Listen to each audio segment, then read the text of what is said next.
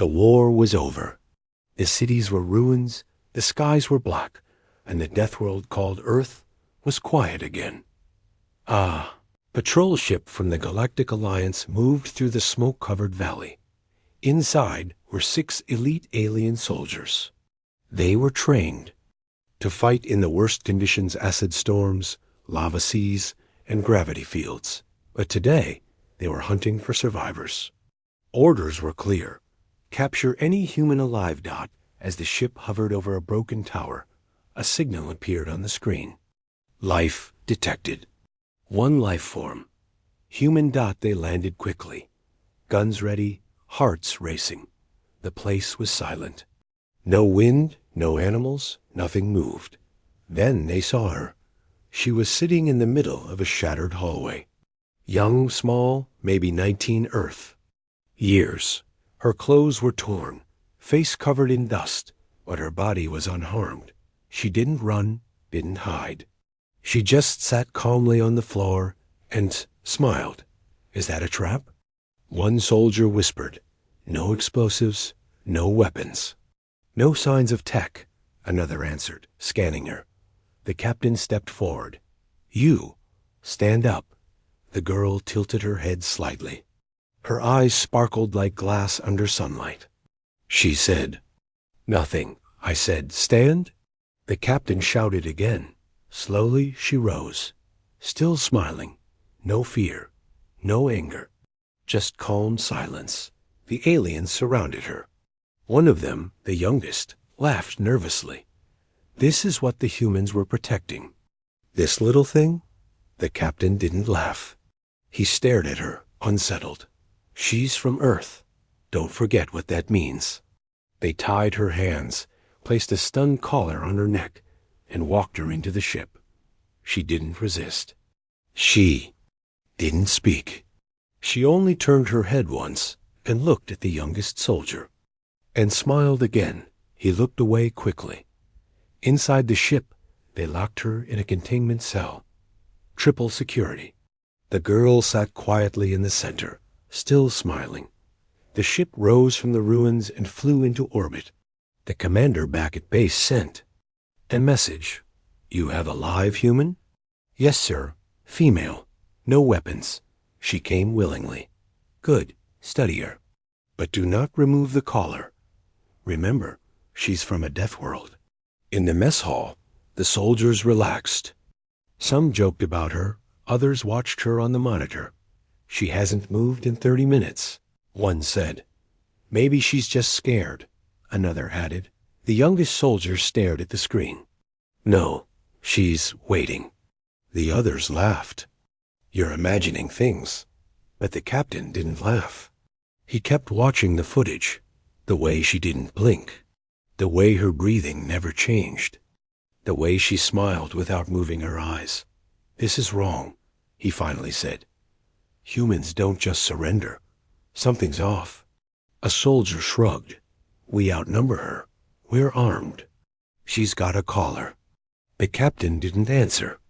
He stood and walked out of the room. Inside the cell, the girl slowly looked up. The camera zoomed in on her face. Still smiling. Then something changed. For just 1 second, her smile grew wider. Her eyes narrowed just a bit. A flicker of movement too fast for normal eyes. The monitor glitched.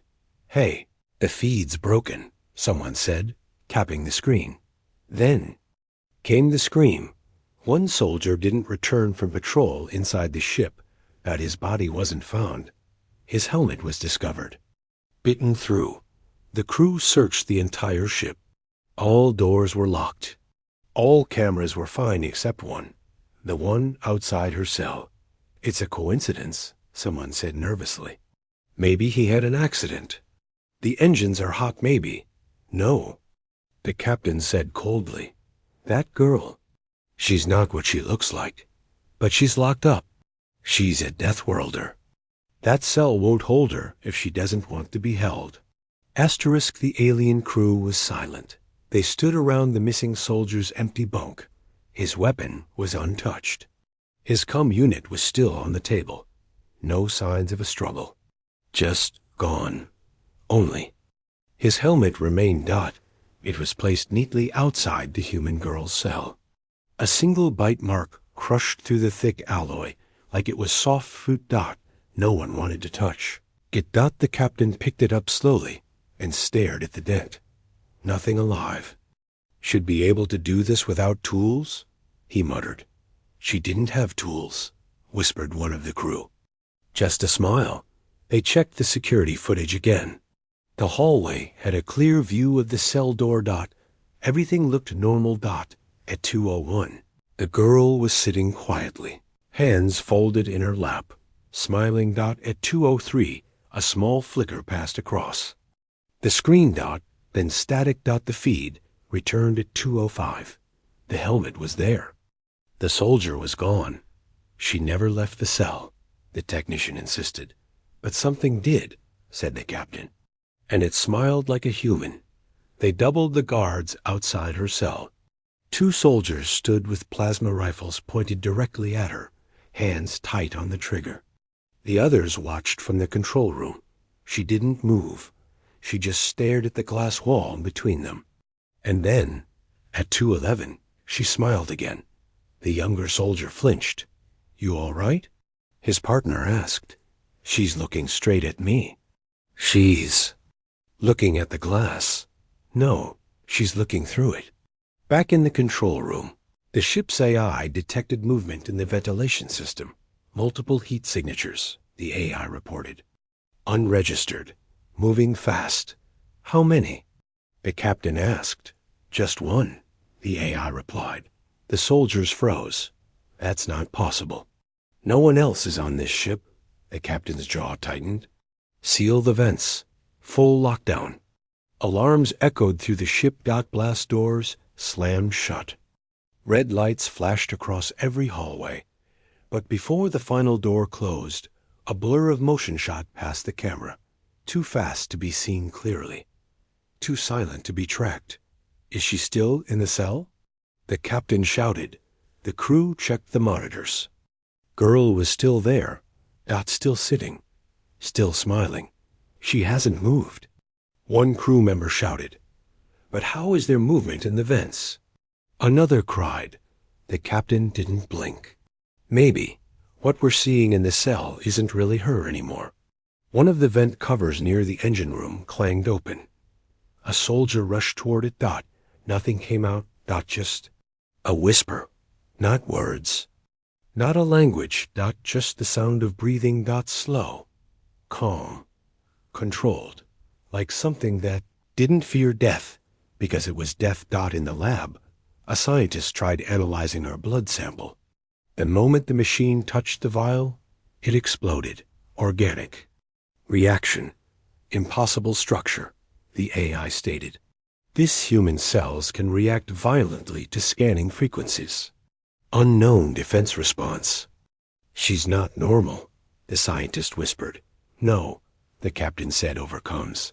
She's a death worlder, trained by a planet that kills anything weak. The lights flickered. A scream came from the hallway. Another soldier gone. His weapon had never been fired. Just like before. Nothing left behind, except a smile drawn on the wall in blood. Inside the cell, the girl stood slowly. No alarms triggered. The collar on her neck still blinked green active. But when she walked toward the door, it opened by itself. She stepped into the hallway, barefoot, quiet, and for the first time, she spoke. To the air, to the ship, to them all. I smiled because I wanted you to trust me, she said softly. Now I'm smiling because you finally understand. The entire ship's power died. Darkness swallowed the corridors. Only one thing could be heard echoing through the metal walls. Colon footsteps. And then another smile. Asterisk. Red emergency lights blinked through the dark hallways of the alien ship. The engines hummed low. Oxygen levels were stable, but fear filled every corner. The human girl was no longer in the cell. The collar still blinked green, yet its tracking system failed. Every scanner showed her everywhere and nowhere. Where is she? The captain asked sharply. The A, I answered in a flat voice. Unknown movement patterns are impossible. The ship was built to hold prisoners from across the galaxy. War criminals, planet breakers. But none of them moved like this. The crew split into 3 squads. A guarded the command center. Squad B moved to protect the engine core. Squad C, led by the youngest soldier, was ordered to sweep the lower decks. He was trembling but determined. She's just one girl, he told himself. One unarmed girl. But deep down, even he knew that wasn't true. Squad C moved slowly through the halls. No sound, no movement. Then a voice whispered behind them, soft, calm, close. You shouldn't have come here. The squad turned instantly, guns up. But no one was there. Just air. And a shadow that didn't belong. In the command center. The captain watched their vitals drop one by one.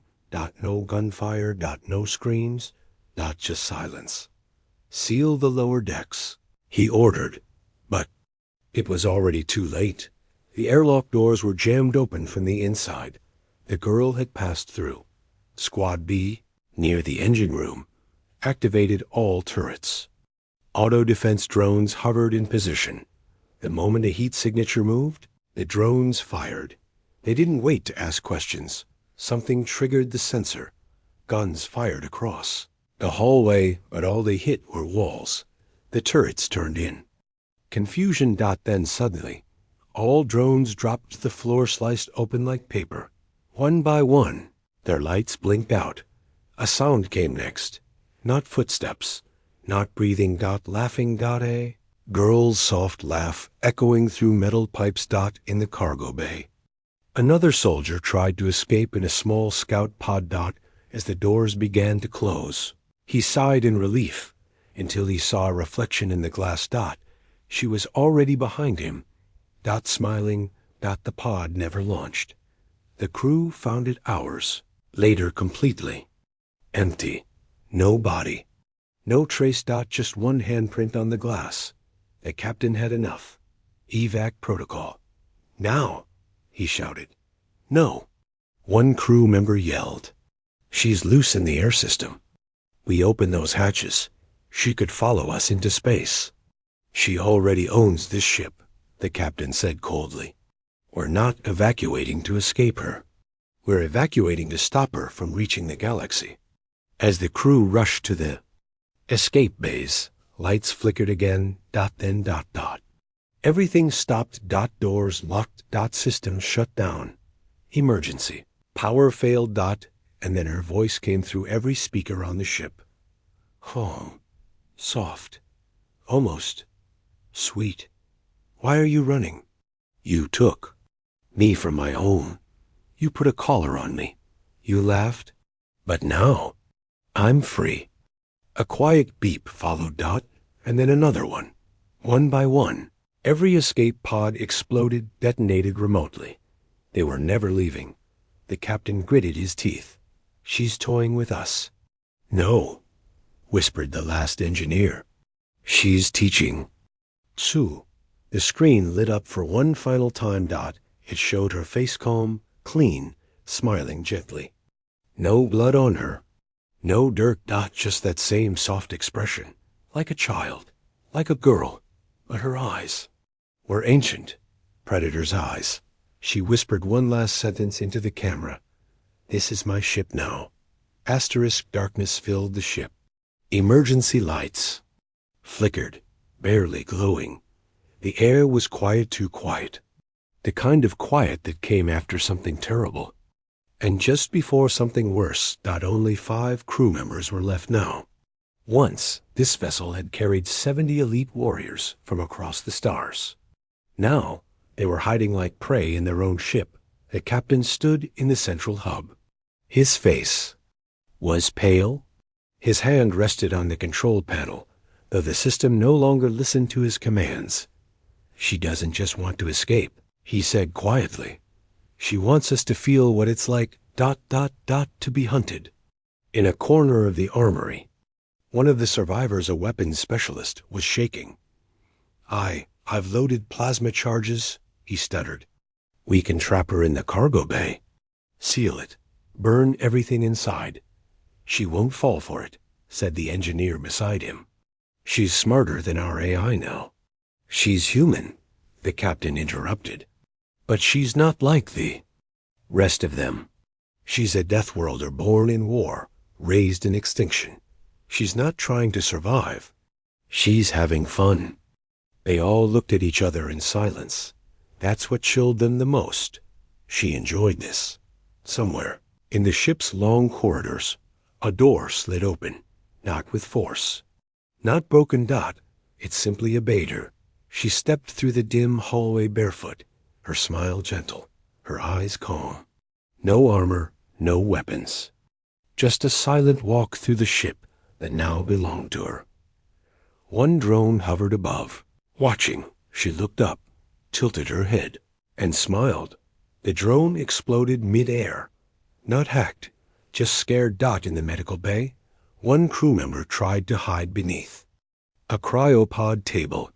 He whispered into his communicator, voice shaking, "Please. Someone, she's here." No reply. He peeked out slowly. Nothing. Then he looked into the reflective surface of a med console. She was already standing behind him. Smiling. He screamed. And then there was silence. The captain, watching from the last functioning monitor, closed his eyes. "She's toying with us," he whispered. "She's taking her time." "Then why not just finish us?" asked the engineer. The captain paused.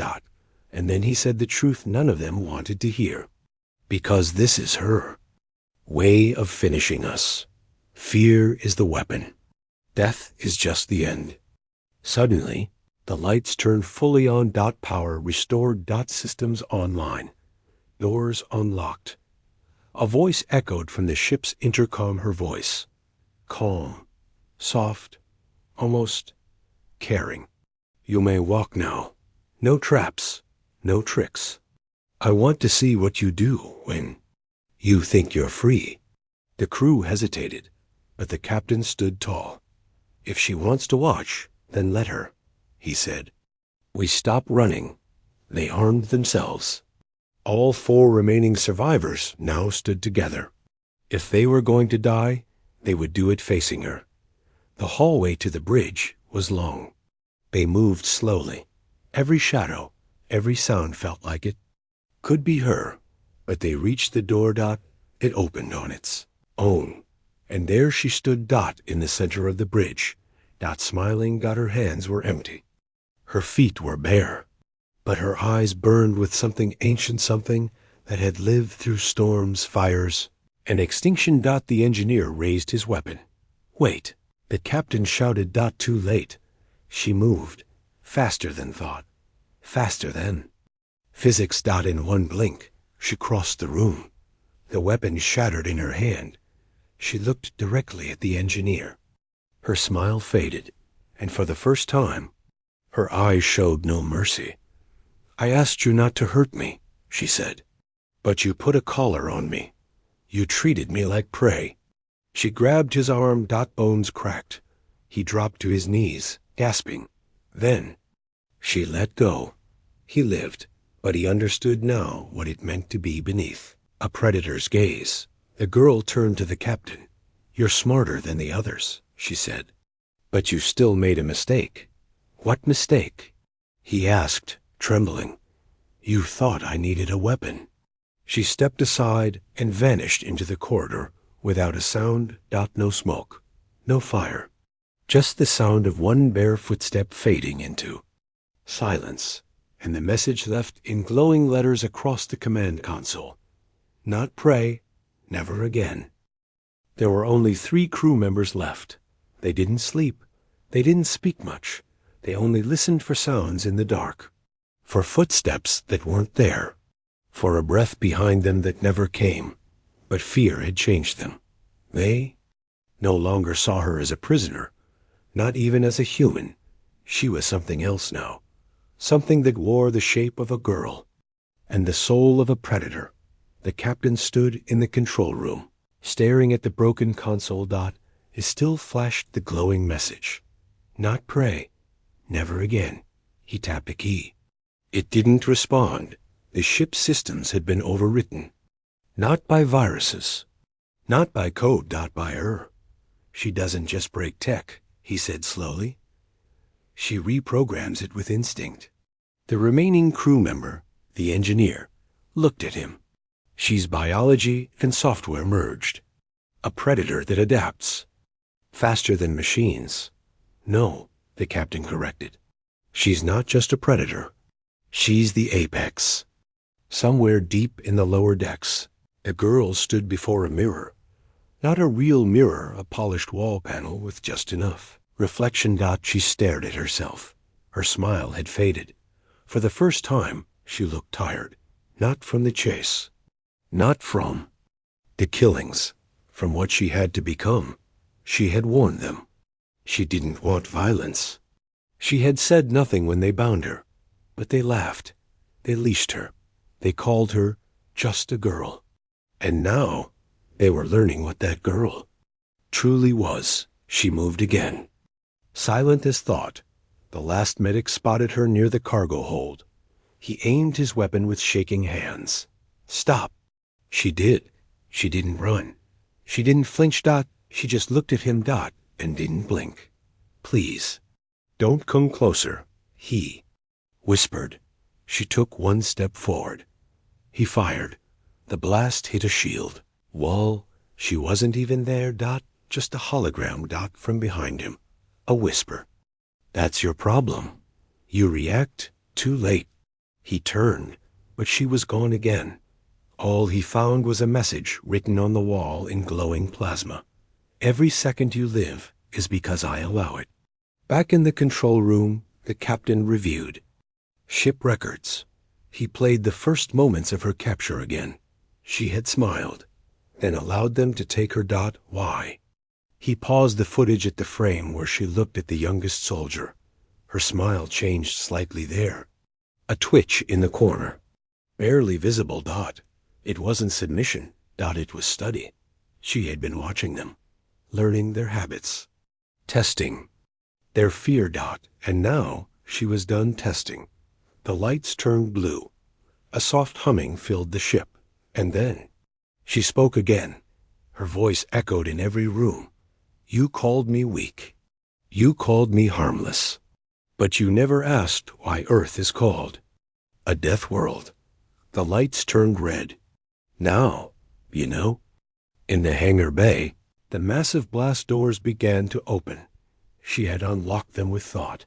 The galaxy would see this ship again. Floating. Empty. A ghost ship. And they would ask, what happened inside? No black box would explain. No survivor would speak, because there would only be one left. The captain stood at the center of the bridge, waiting. His weapon was lowered. He knew she was coming. He welcomed it. Soft sound behind him. Not footsteps, just breath. Calm. Cold. She stepped into the light. He turned slowly and looked at her. For the first time, he didn't see a girl. He saw something. Older than war, stronger than logic. He saw the end of the food chain. I understand now, he whispered. She gave a small nod. Good. Then she smiled again. Not cruel. Not angry. Just complete. Asterisk. The hangar bay doors creaked open, releasing soft white light into the shadows of the war-torn ship. Inside, silence ruled. No alarms. No gunfire. No voices. Just one message pulsing on every wall. Screen. She smiled. We laughed. Now, she hunts. Only one survivor remained, the captain. He stood alone on the bridge, bruised, unarmed, and breathing heavily. All around him, screens blinked and systems flickered. The ship was dying, but she wasn't. The girl appeared without sound. No lights announced. Her. No doors opened for her. She simply walked in, like she had always belonged. Her long hair swayed gently. Her face was calm, and her smile had returned serene, like nothing had ever happened. The captain didn't raise a weapon. He didn't even flinch. He just looked at her. "You win," he said softly. "We underestimated you." She didn't respond. She walked past him and stood before the main console. The screen scanned her, instantly recognizing her. As commander, she had full control. The entire ship's systems obeyed her. Now, not because she hacked them, but because they had given up, resisting. She opened communications to the Galactic Council.no. Encryption.no password got just a direct feed. The screen across space lit up, showing hundreds of species, leaders, and military generals.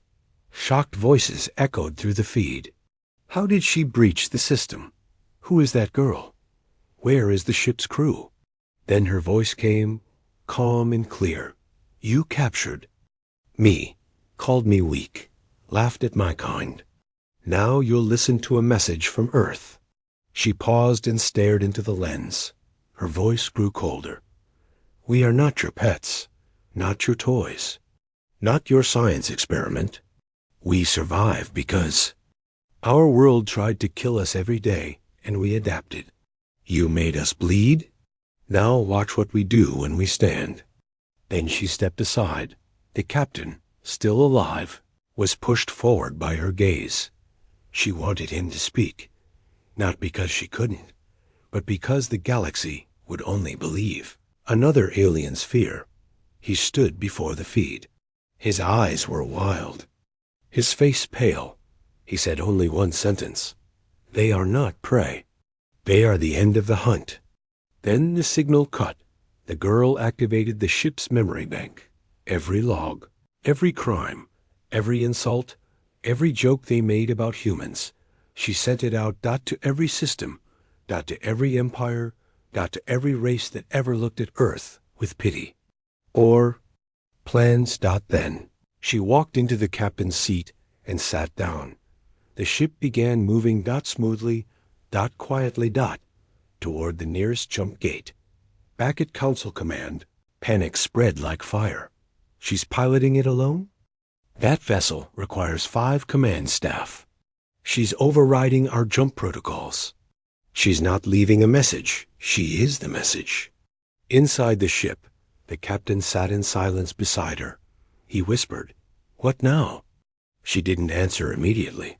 She looked out at the stars. Then she said, "Now, I go home." The ship vanished into warp. Its story would travel faster than light. An alien warship, taken by a smiling human girl. No crew left, just legends. They called her the predator in disguise, the one who smiled before she struck, and the one who reminded. The galaxy of one simple rule: never mistake calm for weakness. Asterisk.